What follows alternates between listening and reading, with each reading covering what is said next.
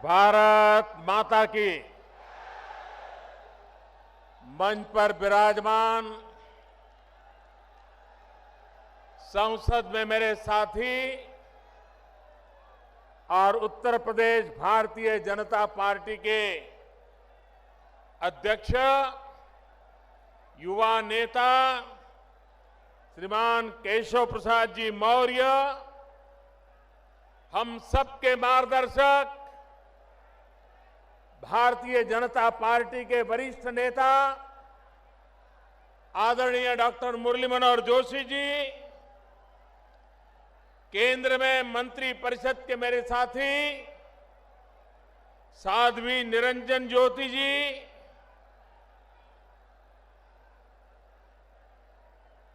संसद में मेरे साथी श्री ओम जी, श्री देवेंद्र सिंह जी,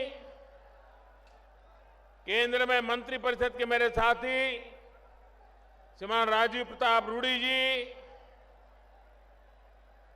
विधायक एवं महासचिव श्री सलील बिश्नोई जी, प्रदेश सचिव श्रीमान स्वतंत्र देव पटेल जी, श्रीमान विजय बहादुर पाठक जी, मानवेंद्र सिंह जी, कौशलेंद्र सिंह पटेल, बाबूराम निषाद, श्रीमती कृष्णा पासवान जी, प्रकाश शर्मा जी, सुरेंद्र मैथानी जी, अरुण पाठक जी, राहुल अग्निहोत्री जी, सत्यदेव पचौरी जी, श्रीमती अनीता गुप्ता जी, श्री रघुनंदन भदौरिया जी, रामशरण कटियार जी, सतीश महाना जी, श्रीमान हरद्वार दुबे जी और विशाल संख्या में पधारे हुए मेरे प्यारे भाई और बहनों,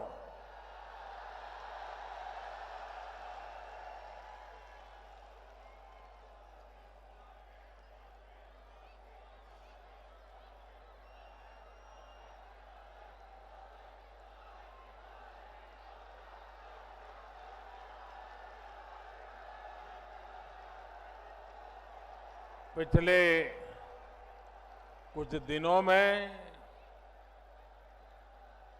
मुझे उत्तर प्रदेश में जहां जहां जाने का सौभाग्य मिला है, मैं देख रहा हूं उत्तर प्रदेश में परिवर्तन की लहर नहीं, परिवर्तन की आंधी चल पड़ी है, आंधी चल पड़ी। ऐसा लग रहा है कि आने वाले चुनाव में उत्तर प्रदेश का हर नागरिक परिवर्तन का संकल्प पूर्ण करने के लिए जी जान से जुट गया है। भाइयों बहनों,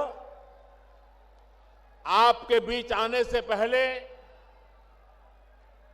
मुझे भारत सरकार के कार्यक्रम में शरीक होना था। यहीं पर पास में ही उस कार्यक्रम का समारोह था।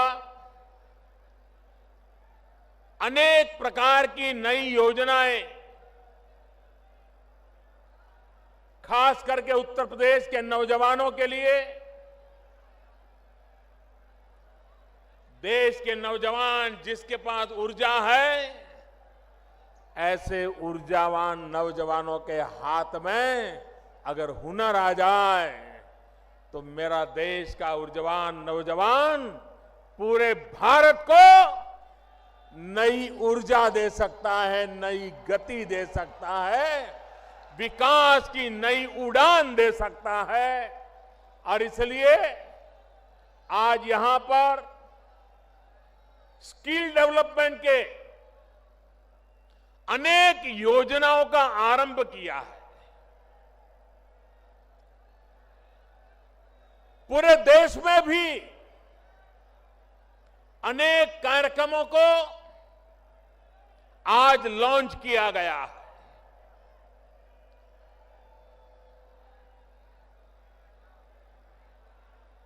देश और दुनिया में आने वाले दिनों में जिनके पास युवा धन है, युवा शक्ति है, वे विश्व में अपनी ताकत दिखा सकता है, अपना अस्तित्व दुनिया के लिए उपकारक सिद्ध कर सकता है। भारत आज सौभाग्यशाली है कि भारत के पास 35 से कम आयु की संख्या 65% से ज्यादा है। जो देश नौजवान हो, जिस देश के पास ऊर्जावान युवा हो, वह देश दुनिया के सामने अपनी ताकत का परिचय करवा सकता है। लेकिन वो तब संभव होता है जब उसके हाथ में हुनर हो, काम का अवसर हो, देश में गति हो, विकास की उड़ान हो। तो भाइयों बहनों, भारत में गरीबी को खत्म करने में देर नहीं लग सकती। भाइयों बहनों, ये ताकत मेरे देश के युवा में है। आज हमने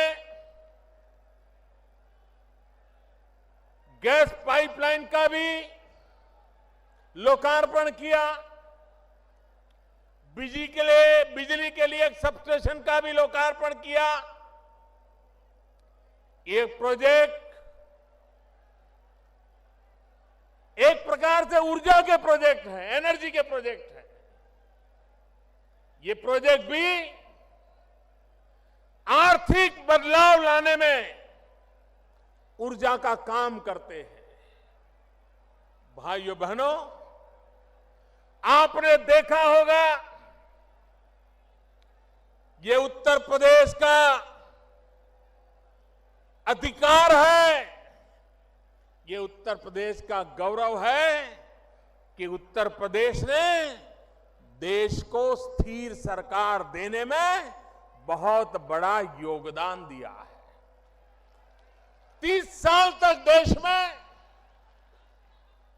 स्थिर सरकार नहीं थी। समझौते से गाड़ी चल रही थी, निर्णय नहीं होते थे। पूरी देर एक को संभालो तो दूसरा नाराज, दूसरे को संभालो तो तीसरा नाराज। वो अपनों को संभालने में लगे, देश को संभालने के लिए उनके पास समय नहीं था, देश को संभालने के लिए उनकी प्रायोरिटी नहीं। भाइयों बहनों, आज दिल्ली में आपने ऐसी सरकार बनाई है जो सरकार गरीबों को समर्पित है। पहले दिन से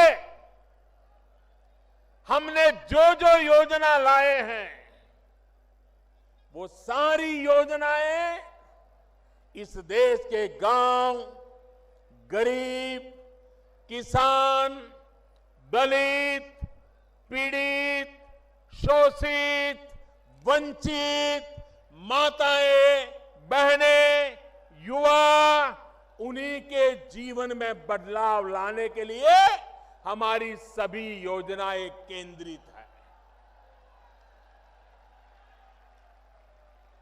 मैं हैरान हूं,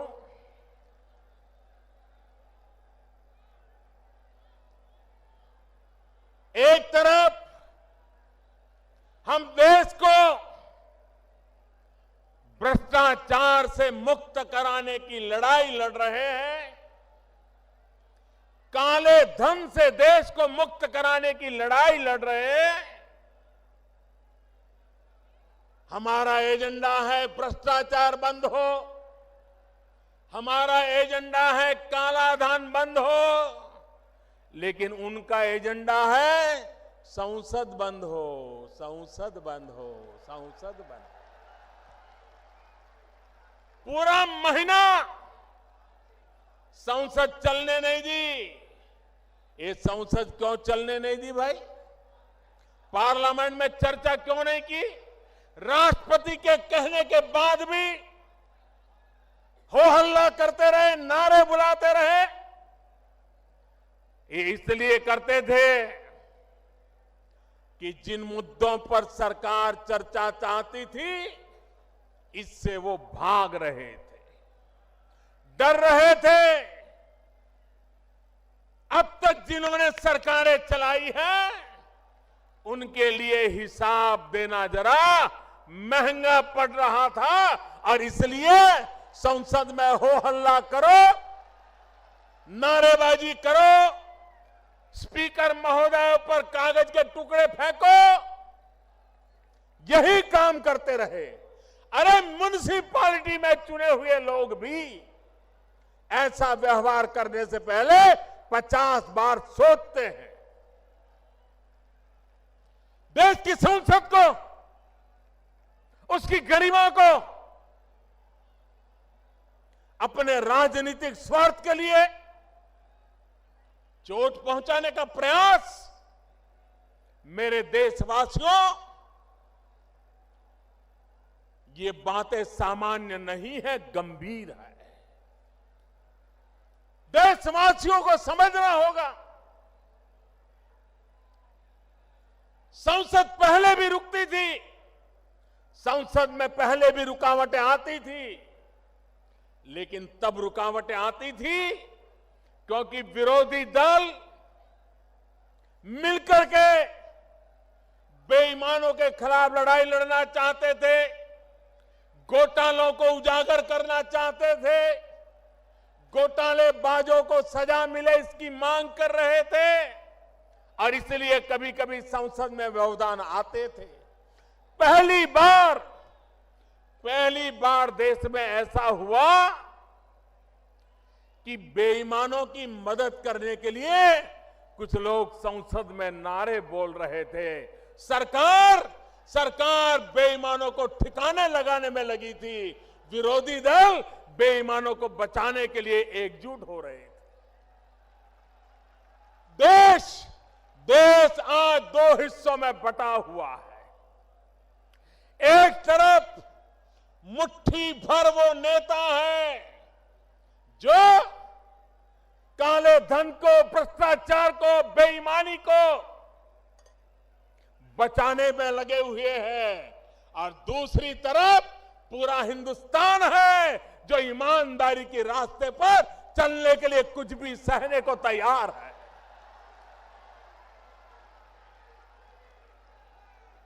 भाइयों बहनों,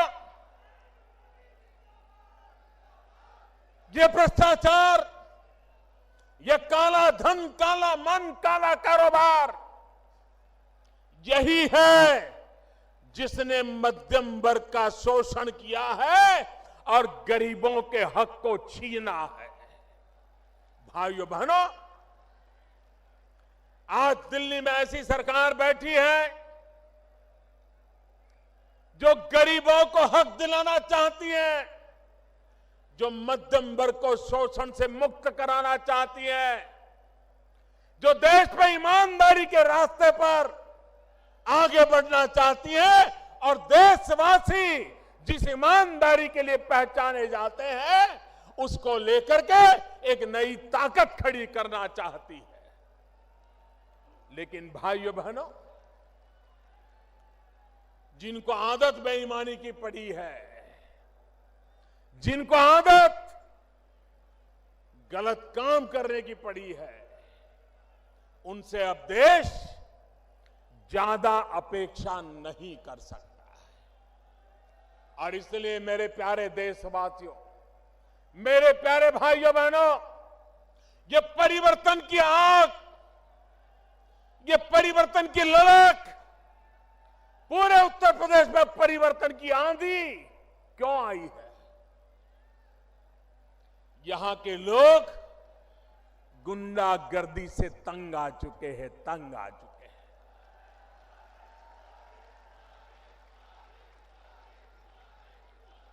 हर कोई गुंडागर्दी कर रहा है। सरकार में बैठे लोग गुंडागर्दी करने वालों को सह दे रहे हैं भाइयों, तो सामान्य मानवी जाएगा कहां? उसका मकान छीन ले, उसकी जमीन छीन ले, वो जाएगा कहां? भाइयों बहनों, जब तक लखनऊ में सरकार नहीं बदलोगे, ये गुंडागिर्दी करने वाले ठिकाने नहीं लगने वाले। सामान्य मानवी को परेशान करने वाले लोग चुप बैठने वाले नहीं हैं। और इस चुनाव में भी ये गुंडागिर्दी पालने वाले और गुंडागिर्दी करने वाले बेखौफ होकर के चुनाव में अनाप शनाप सब कुछ करने पर तुले होंगे, लेकिन ईमानदारी के रास्ते पर चलने वाला हिंदुस्तान का नेक दिल इंसान उत्तर प्रदेश के भविष्य के लिए संकल्पबद्ध होकर के परिवर्तन ला करके रहने वाला है, ये मैं साफ देख रहा हूं। भाइयों बहनों,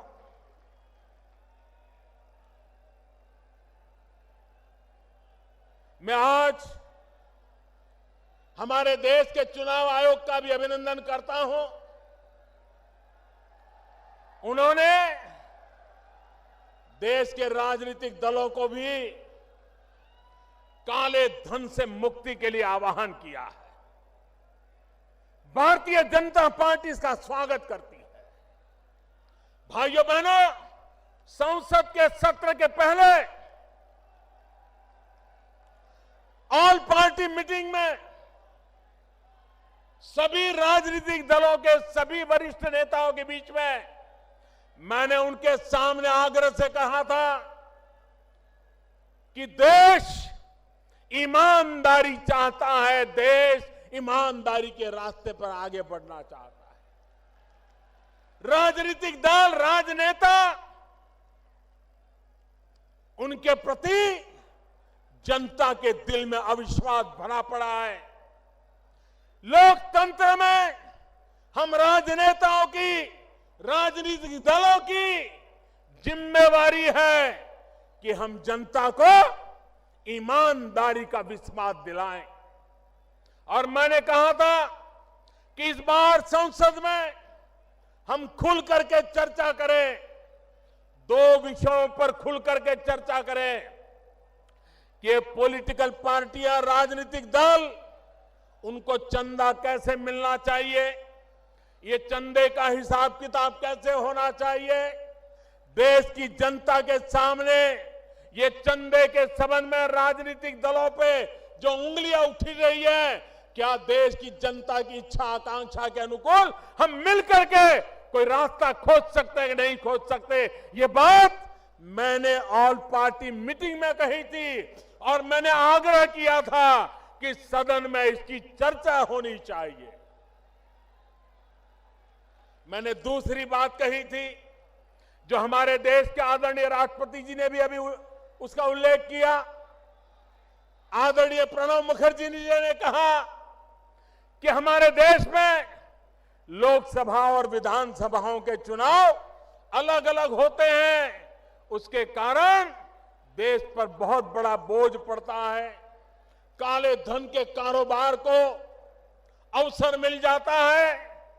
क्यों न देश में लोकसभा और विधानसभाओं के चुनाव साथ साथ कराने का वातावरण क्यों न बनाया जाए, व्यवस्था क्यों न खड़ी की जाए। आए दिन चुनावों के कारण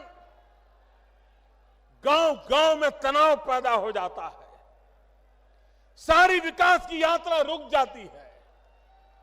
अगर 5 साल में एक बार चुनाव हो, 5 साल सब सरकारें जो भी चुनकर आए वो काम करे। मैंने सभी पार्टियों को कहा था उस पर भी चर्चा होनी चाहिए, लेकिन सदन चलने नहीं दिया गया, क्योंकि ये दोनों बातें ऐसी थी कि जिससे ये चर्चा में भाग लेना नहीं चाहते थे। भाइयों बहनों, मैं इलेक्शन कमीशन से फिर से आग्रह करता हूं, किस बात को आगे बढ़ाए, देश के राजनीतिक दलों पर दबाव पैदा करें, सबसे मिलकर के चर्चा करके करें और हमारी सरकार जो फैसला होगा, जो जनता के हित में होगा, ईमानदारी के पक्ष में होगा, उसको तुरंत लागू करने के लिए प्रतिबद्ध है, ये मैं विश्वास दिलाना चाहता हूं। भाइयों बहनों, भ्रष्टाचार और काले धन के खिलाफ लड़ाई हर प्रकार से हमें जीतनी है। भ्रष्टाचार और काले धन से देश को मुक्त कराना है। हमारे देश की बर्बादी के मूल में यही बीमारी है जिसने गरीब को गरीब रहने के लिए मजबूर किया है। और इसलिए भाइयों बहनों, आवश्यक है कि हम इस लड़ाई में एक सिपाही बनकर के देश के उज्जवल भविष्य के लिए काम करें। भाइयों बहनों,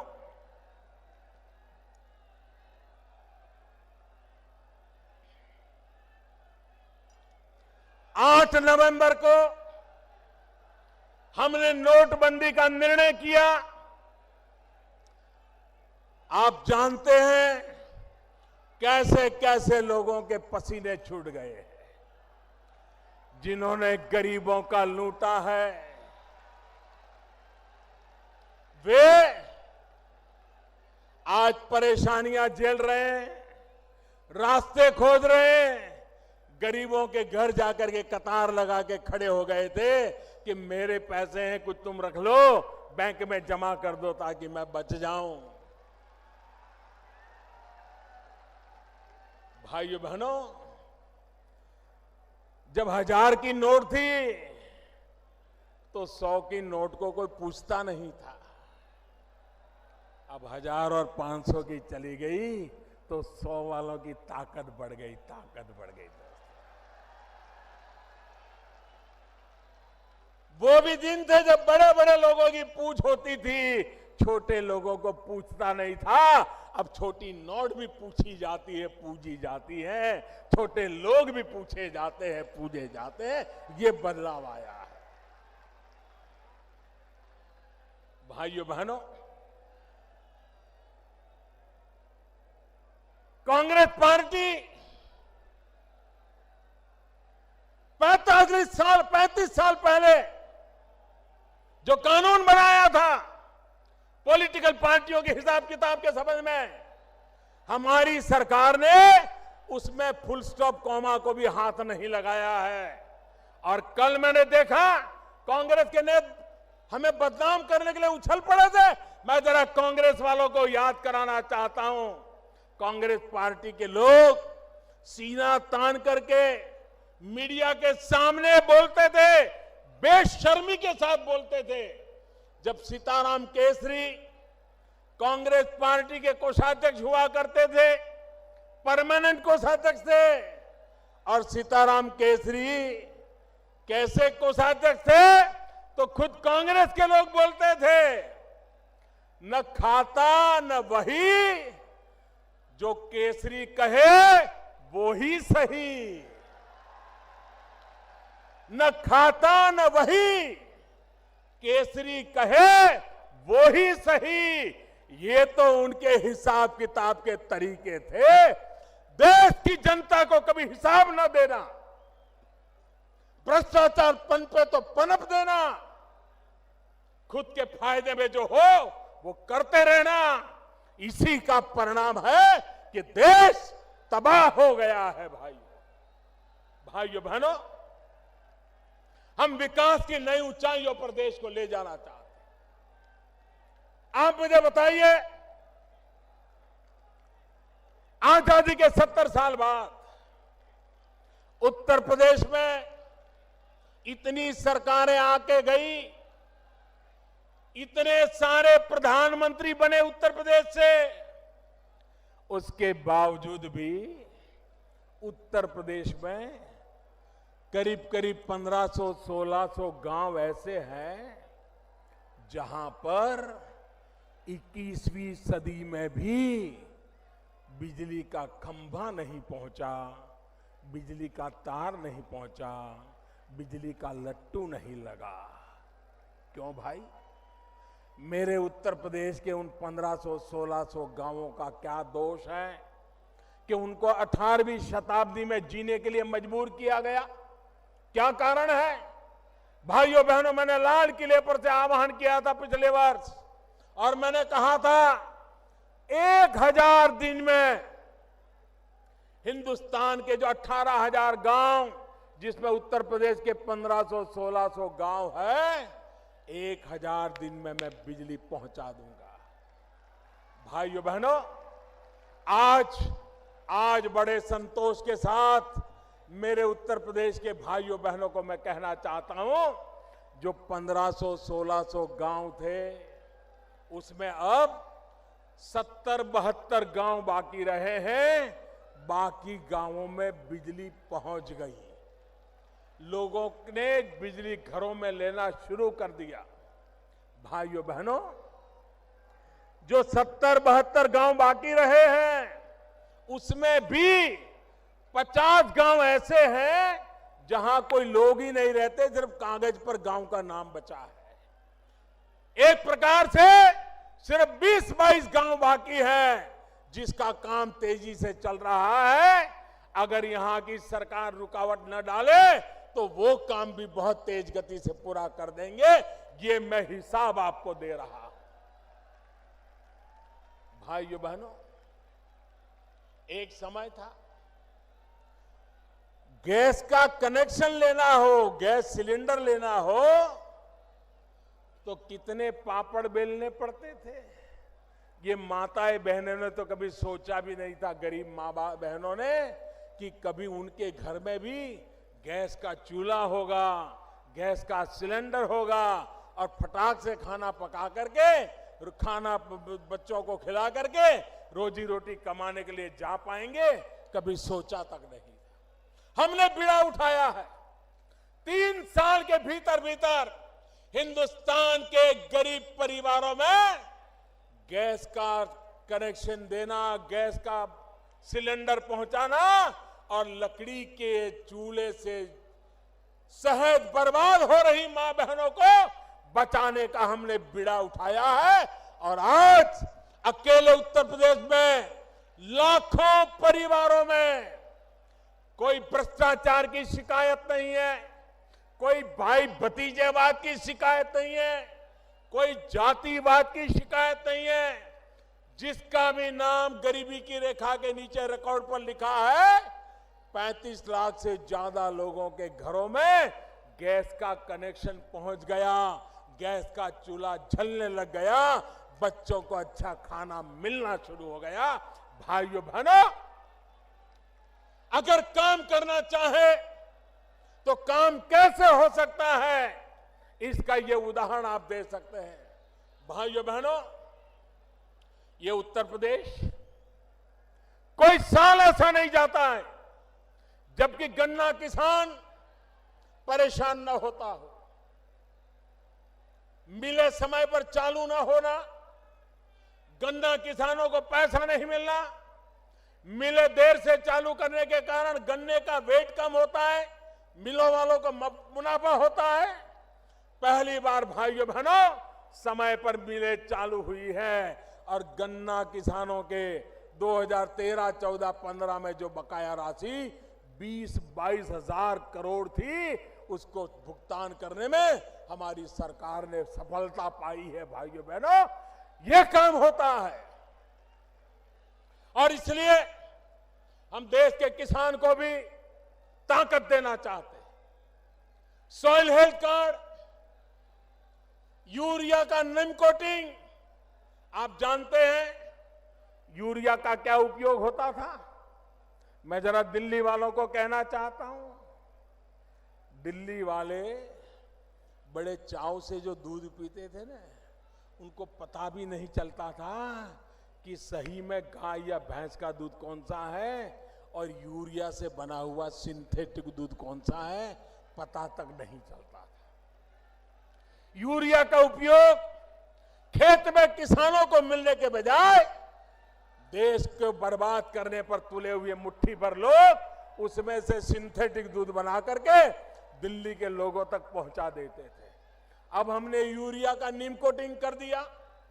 अब यूरिया का नीम कोटिंग करने के कारण उसका सिर्फ एक ही उपयोग हो सकता है और वो जमीन में खेत में डालने के सिवाय कोई उपयोग नहीं हो सकता है। बताइए मेरे भाइयों बहनों, करोड़ों करोड़ों बच्चों की जिंदगी हमने बचाई कि नहीं बचाई?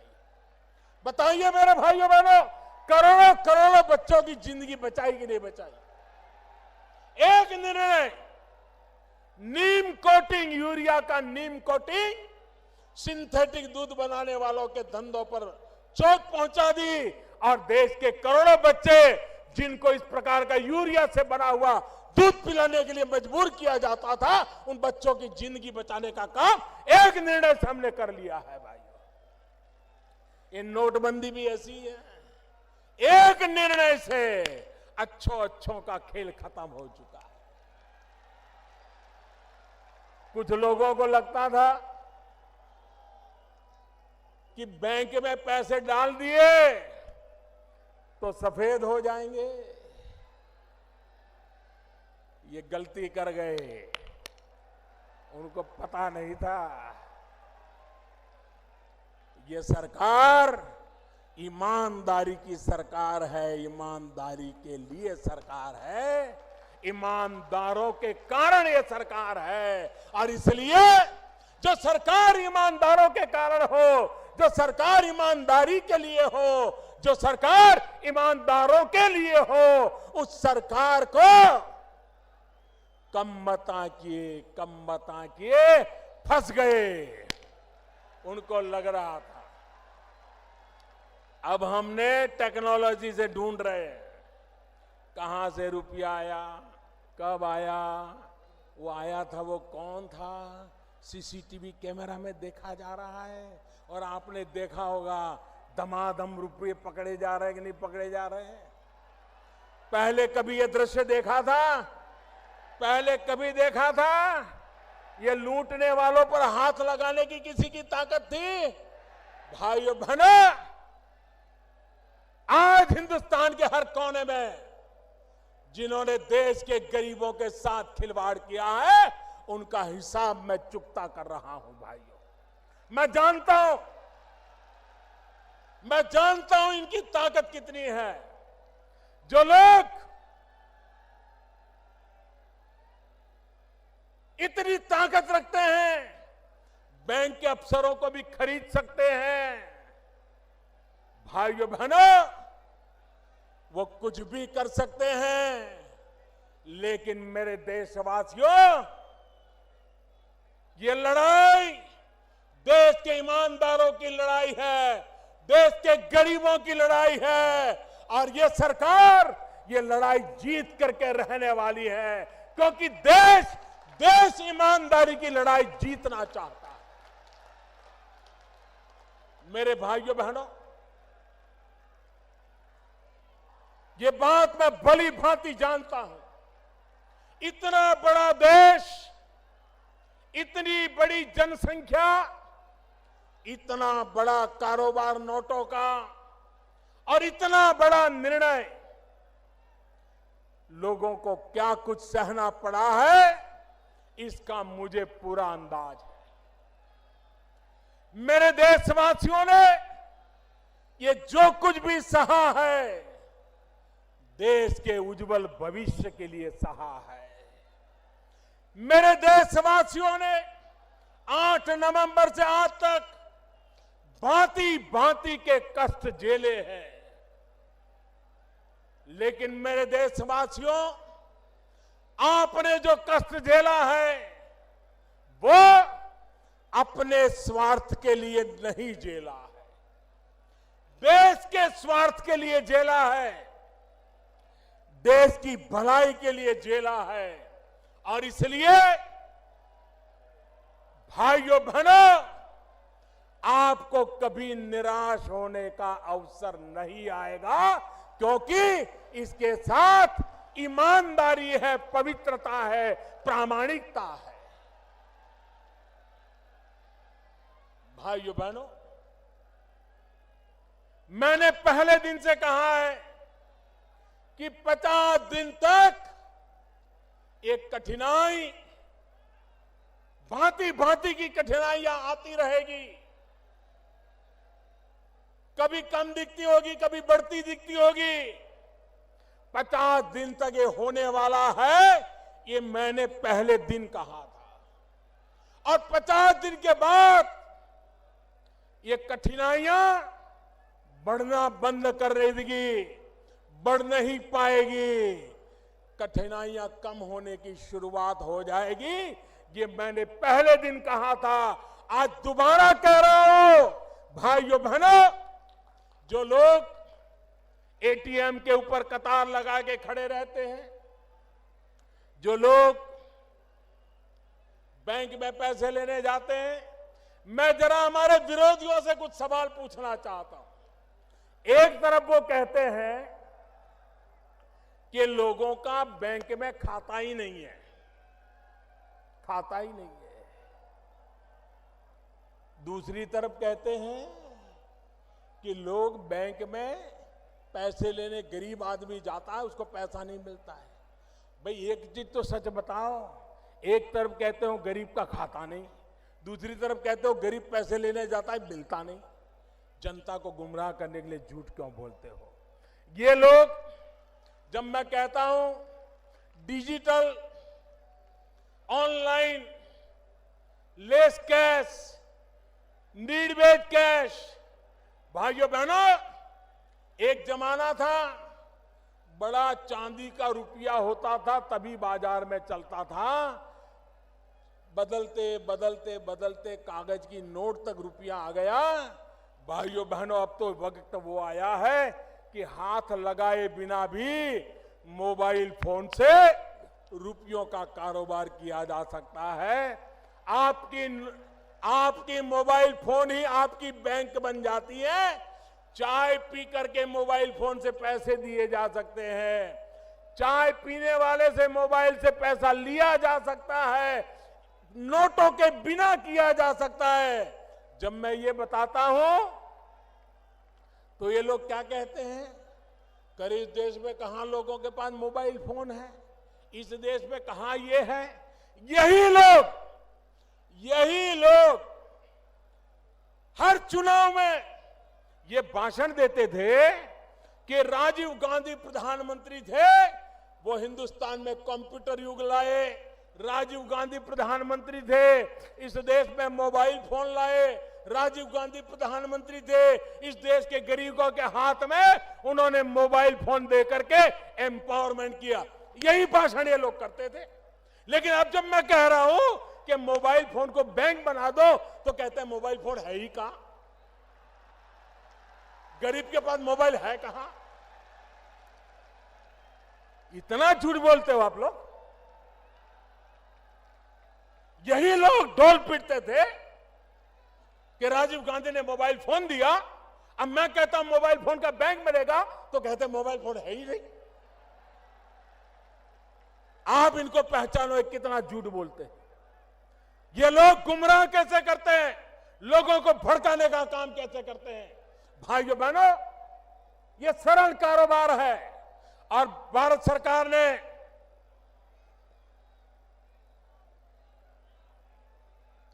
देश के गरीबों के लिए एक बहुत अच्छी योजना बनाई है।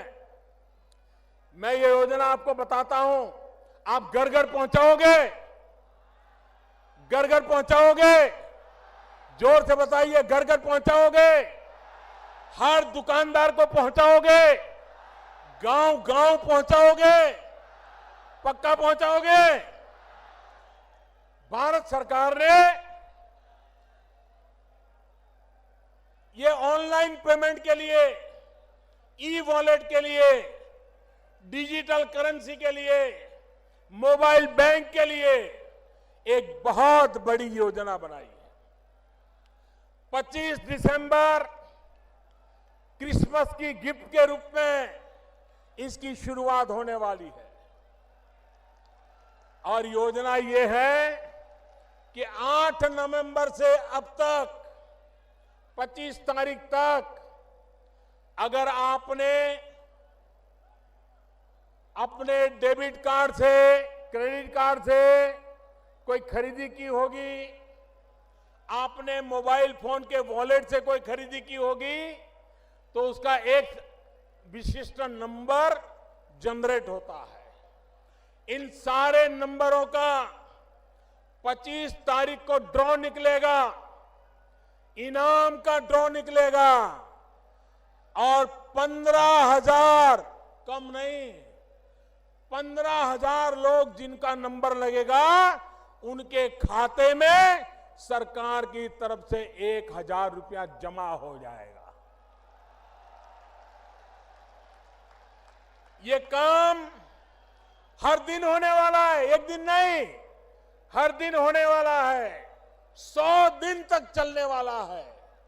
मतलब कि हर दिन नए 15,000 लोग, जिसको एक बार मिल जाएगा उसको दोबारा नहीं मिलेगा। हर दिन 15,000 लोगों को 1,000 रुपया उनके खाते में जाएगा। 100 दिन में 15 लाख परिवारों में 1,000 रुपया पहुंच जाएगा। दूसरा, 7 दिन के बाद 30 दिसंबर को एक बड़ा ड्रॉ होगा, जिसमें लाखों रुपया के इनाम दिए जाएंगे। और 3 महीने के बाद 14 अप्रैल डॉक्टर बाबा साहब आंबेडकर की जन्म जयंती पर एक बम्पर ड्रॉ होगा और 8 नवंबर से लेकर के 14 अप्रैल तक जिसने भी इस प्रकार से कारोबार में खरीद बिक्री की होगी उनको करोड़ों करोड़ों रुपयों का इनाम दिया जाएगा। भाई, ये तो हो गया ग्राहक के लिए, लेकिन दुकानदार के लिए भी इनाम है। जो दुकानदार ये मोबाइल फोन से माल बेचता है, डेबिट कार्ड, क्रेडिट कार्ड से माल बेचता है, उसका भी अलग नंबर निकलेगा और उसका भी ड्रॉ होगा और हर सप्ताह उसको हजारों रुपयों के इनाम दिए जाएंगे। ये हर सप्ताह होता रहेगा। व्यापारियों को भी इनाम मिलेगा, ग्राहक को भी इनाम मिलेगा, लेकिन ये इनाम बड़े लोगों के लिए नहीं है, ये इनाम छोटे लोगों के लिए है। जो 50 रुपये से ज्यादा खरीद करता है और जो 3,000 रुपये से कम खरीदता है, उसी को इसका लाभ मिलेगा। 3,000 से ज्यादा खर्च करने वाले को इनाम की जरूरत नहीं होती है। ये गरीब के लिए है, गरीब के लिए। उसी प्रकार से दुकानदार जिसका साल भर का कारोबार 2 करोड़ रुपए से कम है, उस दुकानदार को ही इनाम मिलेगा। बड़े बड़े अरबों खरबों रुपयों के दुकानदारों को इसका लाभ नहीं मिलेगा। छोटे छोटे लोग, धोबी होगा, मोची होगा, दर्जी होगा, दूध बेचने वाला होगा, चाय बेचने वाला होगा, कपड़े बेचने वाला होगा, किराने बेचने वाला होगा, बिस्किट बेचने वाला होगा, छोटे छोटे लोग, ऐसे छोटे छोटे दुकानदारों को ये इनाम मिलने वाला है। और इसलिए मेरे भाइयों बहनों, आप लोग ये कोशिश करेगा आपके गांव में भी इनाम आए, आपके गांव के लोग भी मोबाइल फोन से खर्च करने की आदत डालें, व्यापारी भी मोबाइल फोन से लेन देन करना शुरू करे। आप देखिए, भ्रष्टाचार और कालेबाजारी करने वालों के दिन समाप्त हो जाएंगे। भाइयों बहनों, फिर से कभी देश में काले धन की नौबत नहीं आएगी, फिर से इस देश में भ्रष्टाचार के खेल नहीं हो पाएंगे। ये काम हम सबको मिलकर के करना है। भाइयों बहनों, मैं आज इस कानपुर की धरती से देशवासियों को हृदय से अभिनंदन करना चाहता हूं। ये लड़ाई जीत हम इसलिए रहे हैं क्योंकि देश के करोड़ों करोड़ लोगों ने आशीर्वाद दिए हैं। ईमानदारी की लड़ाई आगे इसलिए बढ़ रही है कि करोड़ों करोड़ों गरीब देशवासियों ने, मध्यम वर्गीय लोगों ने, ईमानदार लोगों ने देश के लिए कष्ट झेला है। घंटों तक कतार में खड़े रहे, लोगों ने आकर के उनको उकसाने की कोशिश की, राजनेताओं ने भड़काने की कोशिश की, भांति भांति की बातें चलाई गई, लेकिन कश्मीर से कन्याकुमारी, अटक से कटक पूरा हिंदुस्तान ईमानदारी के साथ खड़ा रहा। इससे बड़ा किसी देश का सौभाग्य नहीं हो सकता। भाइयों बहनों, भाइयों बहनों, मैं मीडिया के मित्रों से भी आग्रह करता हूं, मैं पत्रकारिता जगत से भी आग्रह करता हूं, मैं इंटेलेक्चुअल वर्ल्ड से भी आग्रह करता हूं, लिखने पढ़ने की ताकत वालों से भी आग्रह करता हूं। आप दुनिया को बताओ, आप दुनिया को बताओ, ये 125 करोड़ का देश, कई लोग ऐसे हैं जिनको स्कूल कॉलेज जाने का सौभाग्य नहीं मिला है, अशिक्षा है, गरीबी है, उसके बावजूद भी 125 करोड़ का देश ईमानदारी की लड़ाई के लिए, कष्ट झेलने के लिए तैयार हुआ है। ये दुनिया के लिए बहुत बड़ी खबर है, बहुत बड़ा अजूबा है। दुनिया में कहीं ये संभव नहीं हो सकता जो मेरे देशवासियों ने करके दिखाया है। उनके जितने गीत गाए उतना कम है, उनके जितने गुणगान करे उतना कम है। दुनिया को भारत की ताकत का परिचय कराए उतना कम है। और इसलिए मैं बुद्धिजीवियों से कहना चाहता हूं कि भारत के गरीब ने, भारत के अनपढ़ व्यक्ति ने, भारत के ईमानदार व्यक्ति ने जो ताकत दिखाई है, उससे जरा दुनिया को परिचय करवाइए। ये मेरे देश की ताकत है, इसी ताकत से देश आगे बढ़ने वाला है। भाइयों बहनों, जब अच्छा करते हैं तो तप करना पड़ता है, तपस्या करनी पड़ती है और तप झेलना भी पड़ता है। मेरे देशवासियों ने अद्भुत कमाल की है भाइयों, अद्भुत कमाल की। इतिहास इस घटना को इसलिए याद नहीं करेगा कि कौन प्रधानमंत्री था और किसने निर्णय किया था। इतिहास इस घटना को इस रूप में देखेगा कि 125 करोड़ का देश ईमानदारी के लिए कैसे खड़ा हो गया था। यह इतिहास दर्जित करने वाला है। इस लड़ाई का विजय किसी प्रधानमंत्री का नहीं है, इस लड़ाई का विजय किसी दल का नहीं है, इस लड़ाई का विजय किसी सरकार का नहीं है। यह लड़ाई का विजय ईमानदार देशवासियों का विजय है, ईमानदारी का विजय है। ईमानदारी पर देश को आगे ले जाने की लड़ाई का विजय है। और इसलिए मेरे प्यारे भाइयों बहनों, आपने जो आशीर्वाद दिया है, आपने जो आशीर्वाद दिया है, इसको मैं शत शत नमन करता हूं। मुझे फिर एक बार भाइयों बहनों, मुझे बताइए, हाथ ऊपर करके बताइए, ईमानदारी की लड़ाई लड़नी चाहिए कि नहीं लड़नी चाहिए? बेईमानी खत्म होनी चाहिए कि नहीं होनी चाहिए? भ्रष्टाचार जाना चाहिए कि नहीं जाना चाहिए? काला धन मिटना चाहिए कि नहीं मिटना चाहिए? काला धन के कुबेरों को सजा होनी चाहिए कि नहीं होनी चाहिए? देश का शुद्धिकरण होना चाहिए कि नहीं होना चाहिए? आप मुझे दोनों हाथ ऊपर करके आशीर्वाद दीजिए, आप मुझे आशीर्वाद दीजिए।